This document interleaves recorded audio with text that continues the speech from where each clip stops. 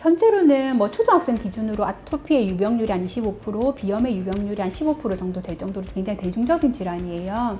그러면 이제 이것 자체가 직접적으로 키에 영향이 있을까요? 실질적으로는 있습니다. 왜냐하면 이게 만성 질환이기 때문에 이게 뭐 2주, 3주 이렇게 끝나는 게 아니라 지속적으로 그 기간이 되면 가려움으로 잠을 못 잔다든지 코가 막혀서 자다가 깬다든지 그 몸에서 그런 반응들이 일어났을 때는 실질적으로 대사효소 소모가 많기 때문에 2차적으로는 성장에 필요한 영양분이라든지 효소라든지 이런 것들이 2차적으로 빼앗기게 되는 것이거든요. 그래서 직접적으로 이런 질환이 있게 되면은 성장에 방해가 되는 것이 확실합니다. 그러면은 이제 이런 경우는 그럼 어떻게 케어를 해야 될까가 이제 고민인데요. 아토피 같은 경우는 좀 안타깝지만 일단 부모님의 어떤 알레르기 소인을 좀 가지고 태어나는 경우가 많이 있어요. 또는 임신 중에 뭐 스트레스나 음식 관리가 잘못돼서 태어나는 경우도 좀 있고요. 그러니까 만약에 임신 중이다 했을 때는 1차적으로 조금 마음을 편안하게 하면서 뭐 인스턴트 음식이라든지 화학 조미료에 조금 접근을 조금 피하는 천연 음식 위주로 좀 먹어줘야 될 것이고, 근데 아이가 이미 태어났고 이미 가지고 있다 할 경우에는 1차적으로 해야 되는 것이 음식 관리죠. 대표적으로 이제 아토피를 유발시키는 1차적인 요소 음식으로는 우유와 계란이 좀 대표적이에요. 그래서 그런 것들을 한 번씩 끊어보시고 이제 경과를 이제 보시는 거죠. 그리고 다른 단백질류를 좀 대체를 해주시는 거죠. 그래서 그런 이제 유발 요인들을 조금 억제해준다. 그리고 2차적으로는 이제 면역 기능을 올려줘야 되는 거죠. 그래서 최대한 이 유병 기간이 조기에 종료가 돼서 지속적으로 우리가 앞서 말씀드린 것처럼 여자친구들은 14년이고 남자친구는 16년인데 이 기간에 이 알레르기 질환으로 인해서 키의 손실을 볼 수 있는 기간 자체가 최대한 짧게 끝나게 할 수 있도록 도와줘야 되는 것이죠. 그런데 이런 생활 자체로도 도저히 감당을 할 수가 없다. 이렇게 되면은 뭐 기타 이제 천연 뭐 한약제든지 외용제든지를 이용을 해서 스테로이드는 최소한으로 사용하면서 이제 자연 면역을 도와줄 수 있는 치료들을 들어가서 아이가 빠르게 좀 이런 질환에서 조금 벗어나고 가볍게 될 수 있도록 이제 도움을 주면 2차적으로 성장이 좀 더 원활하게 이루어진다라고 이해하시면 됩니다.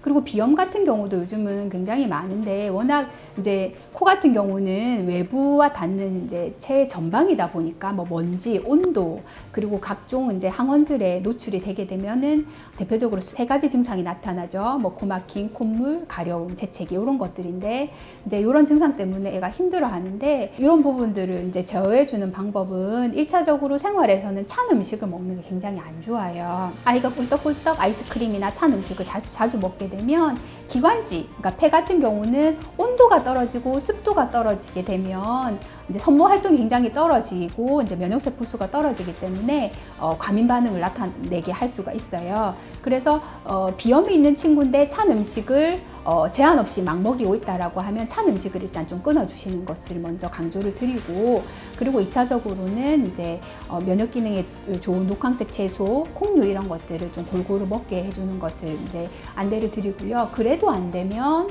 이제 치료를 이제 해주는 거죠. 대표적으로는 한약으로는 보중 익기탕이라든지 아니면은 뭐 마양의감탕이라든지 이런 식으로 갈근탕 이런 이제 기관지의 온도를 올려주고 기관지의 면역 기능을 활성화시켜주는 처방들이 많이 있거든요. 그렇게 해서 아까 말씀드린 것처럼 성장에 지속적으로 영향이 되지 않고 빠르게 종료가 될 수 있도록 이제 처치를 해주어서 2차적으로 이게 성장 부진으로 안 이어지도록 이제 도움을 줘야 되겠습니다. 원장님, 저기 부모님들이 좀 헷갈려하는 부분이 좀 있습니다. 이게 감기냐 비염이냐 그 좀 구분을 좀 못하시는 부모님들이 간혹 계시는 것 같고, 그리고 두 번째는 충농증을 이렇게 달고 다니는 자녀들을 이렇게 좀 수술도 해라 그런 얘기도 많이 하시는데, 그 감기냐 비염이냐 충농증은 꼭 수술을 해야 되는지 그거 좀 여쭈고 싶습니다.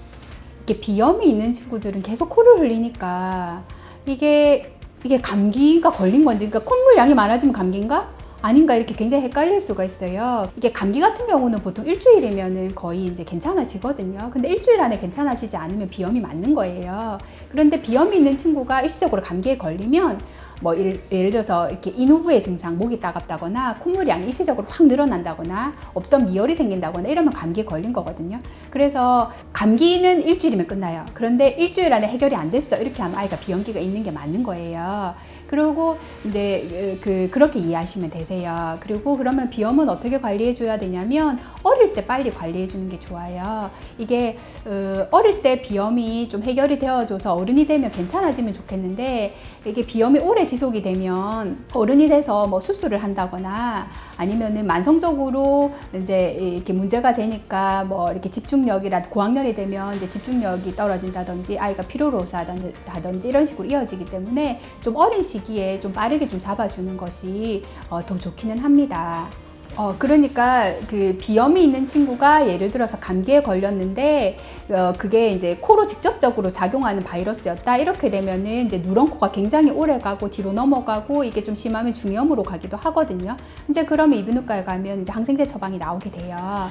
그래서 일단은 이제 저 같은 경우는 이제 너무 심할 경우에는 뭐 어쩔 수 없이 항생제를 먹지만 그 급한 시기가 넘어가고 나면 그러니까 중이염 같은 경우는 통증이 있기 때문에 항생제를 조금 처방을 받는 거를 막지는 않아요. 그런데 일단 중이염이 어느 정도 해결되고 축농증이 있는 경우에는 충분히 이제 생약제제, 한방제제로 케어가 가능하기 때문에 가능하면 그런 식으로 면역을 억제하는 뭐 항생제라든지 항히스타민제는 조금 권하지 않는 편이고 그 대증 치료죠. 그러니까 증상을 완화시키고 면역 기능을 회복시키는 쪽으로 치료를 권하는 편이에요.